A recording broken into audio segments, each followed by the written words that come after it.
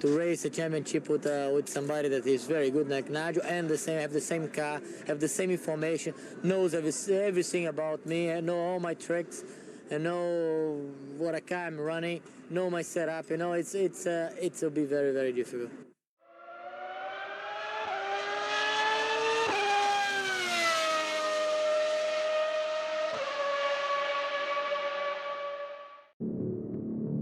By the time we got to Adelaide in '86, I think we were all ready for a 5-year holiday because it had been so political, so difficult, such a tough year. Obviously, Frank's accident in March, very, very serious accident from which he emerged, but there was a time when we thought we might lose him as well. Nigel, reasonably comfortable on points lead, with Nelson a few points away, and then Prost right behind Nelson. And when you think of the standard that Nelson was, that shows how good Nigel was too.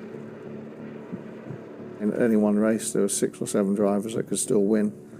But I knew I was one of the 6 or 7. That's all you can ask for when you're competing. If you can be one of the 6 or 7 in a competitive package that you have a chance, it's down to you on the day. And I think that's what was so exciting about that era in Formula One. '86 was my best season. That is the one I always take as a reference. It all started badly when Nelson did an interview with Playboy Brazil in which he was asked about the differences between him and Nigel, and he said, well, the difference is I've got beautiful girlfriends, he's got an ugly wife. And of course that was quickly translated back to Nigel, and you can imagine what happened after that. You thought about your tactics at the start? Make sure I get first gear. You couldn't have someone better next to you than your teammate, and he's got to win the race, so the last thing he'll be doing is sort of dicing at the first corner. Nigel was a very tough, solid racing driver that was very difficult for Nelson Piquet to beat. Now I go try to push Mansell out and try to win the race. What do you do about Prost then? How are you going to push him out as well? No, I don't need to push him out. They go finish behind me.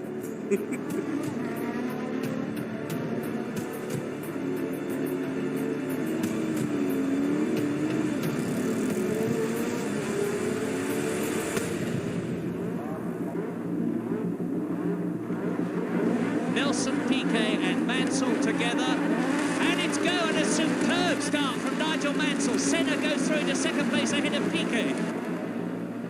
The Williams Honda was dominating, was really much quicker than us. I don't know why. I always trust that I could be champion, I could make it, you know. Also because they were fighting, and we were very, very good.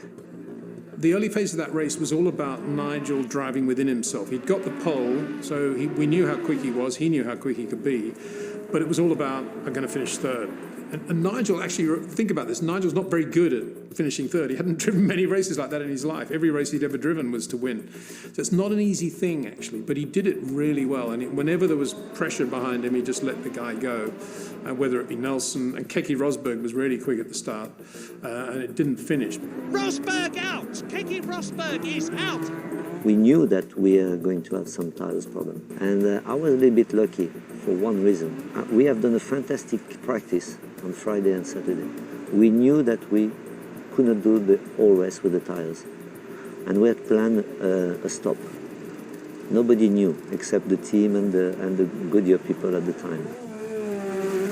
There was a question mark as to whether we should bring them in for tyres or not. And I remember the Goodyear engineer coming up to Patrick, and I was standing right next to Patrick, and said, we've just seen the tyres of the Arrows.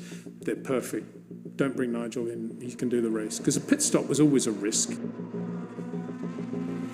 I had the cushion to make a stop. I did radio in, I'm coming for tyres, and they said, no, stay out. You know, I was really comfortable with the pace. You know, they assured me the tyres were okay. I didn't have any vibration on the tyres either, because if I'd had any vibration, I would have come straight in. I think it was with 17 or 18 laps to go. I remember going down the main straight and, not too far behind Prost, and just pulled out, and I think we were about 220 miles an hour, and then the explosion happened at the back of the car with the tyre letting go.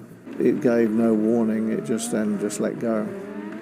Mansell is out of the race. Now, this could change and will change the World Championship.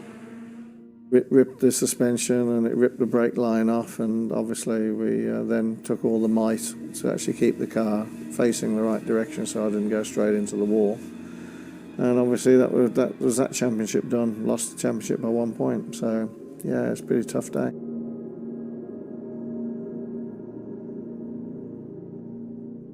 What can you say? You know, I think Nigel drove exactly as he should have driven. He couldn't have driven any slower, couldn't have given the car more space. And we followed all the advice that we were given in terms of the tyre. It wasn't bad luck. It was a bad decision. They didn't stop for tyres, and you know the tyre failure was not the result of a puncture. It was worn out, and they just took the wrong decision. We had a tyre burst on Nigel's car. Nelson was leading. His tyres by the end of the race would have been as older than Nigel's tyres when they failed, and we'd had a couple of tyre failures beforehand, and I'd spoken to Goodyear and they said, no, it must be your car. And I said, well, we've probably got more power than anybody else, so we're trading off and using a bit more downforce. I think all you're seeing is where we're giving the tyres the hardest time, and they didn't really respond. So I had to call Nelson in and change the tyres because it was a fatigue failure on the tyres, and he was closing on Alain Prost and was, I think, within a couple of seconds of him when the flag dropped. And to be fair to Nelson, he knew exactly that I'd called him in out of a position where he was going to be world champion. He never gave me a hard time about it because he knew that he was, that there was the potential danger of also a tyre failure, so he was very fair about it. Lost the race, lost the championship, lost everything. Alain Prost takes the checkered flag. He wins the Australian Grand Prix. He wins the World Championship. Sometimes you know that something is going to happen. I knew that this race is not going to be like another race. But Adelaide at the time was so tough, for brakes, fuel consumption, gearbox, tires. It was very bad, and you had to be very careful. And everybody thought I stopped, obviously because of the puncture, which was true, but it was planned to stop. Very, very tough race. That is my best season ever, yeah. That was a very close run thing, of course, and Nigel he had that tyre problem and was very unlucky, and Prost, of course, an unexpected win due to Williams' disappointment.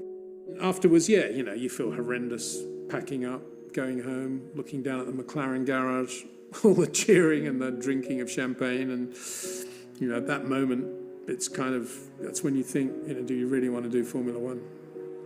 I mean, it was early days, wasn't it, for technology and all sorts of things then. And obviously hindsight being 2020, we should have made that pit stop regardless of the risk, and we should have had a new pair of boots on, and then we probably would have gone on and won the World Championship. But it was a very bitter pill. Obviously the closest I've ever come to becoming a world champion. Mentally, it was really, really tough. That winter was probably the hardest winters, or one of them I've had.